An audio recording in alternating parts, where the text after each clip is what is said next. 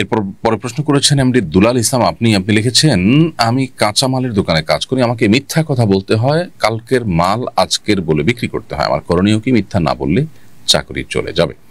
ভাই দুলাল ইসলাম, চাকরি আপনার রিজিক দাতা নয়। সন্দেহাতীতভাবে চাকরি থাকলে আমাদের জীবিকা নির্বাহ করার পথটা সহজ হয়, সেজন্য আমরা চাকরি রক্ষা করার জন্য চেষ্টা করি, কিন্তু তার মানে এই নয় যে আমার ইমান আমল আমার আখরাত ধ্বংস করে হলেও আমাকে চাকরি করতে হবে। সেই জায়গা থেকে আমি আপনাকে বলতে চাই যে আপনার জন্য শরিয়ার বিধান হলো যে মিথ্যা বলা ছাড়া যদি চাকরি করা না যায়, সেই চাকরি করা আপনার জন্য জায়েজ নয়।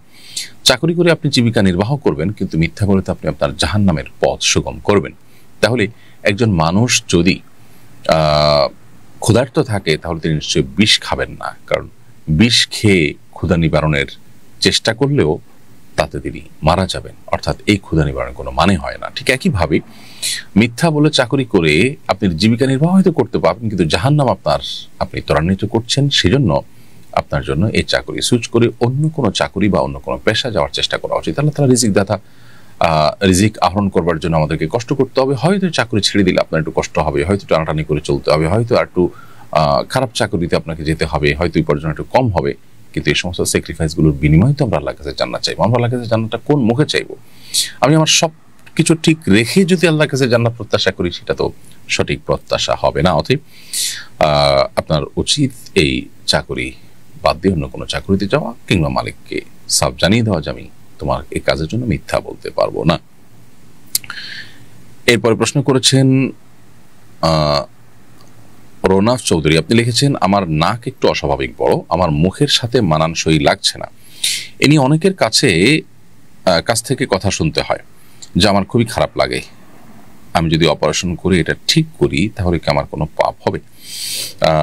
কোন একটা লাইভে সম্ভবত আপনার এই প্রশ্ন উত্তর আমরা দিয়েছি প্রিয় দর্শক। সেটি হলো যে যদি নাক আপনার অস্বাভাবিক বড় হয় তাহলে অপারেশন করে স্বাভাবিক করতে পারবেন। এতে আল্লাহ সৃষ্টিতে যে পরিবর্তন করবার নিষেধাজ্ঞা আছে, এ বিষয়ে যে নিষেধাজ্ঞা আছে সেটি লঙ্ঘন হবে না।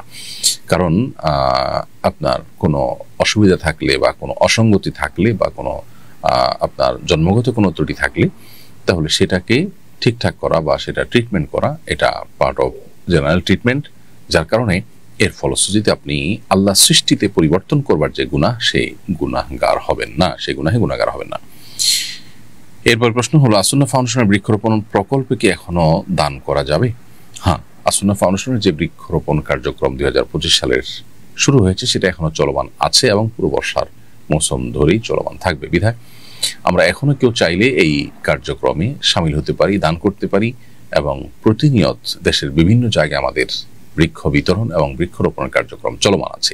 বিশেষ করে শিক্ষা প্রতিষ্ঠানগুলোকে টার্গেট করি আমরা এই কার্যক্রম ব্যাপকভাবে পরিচালনা করছি।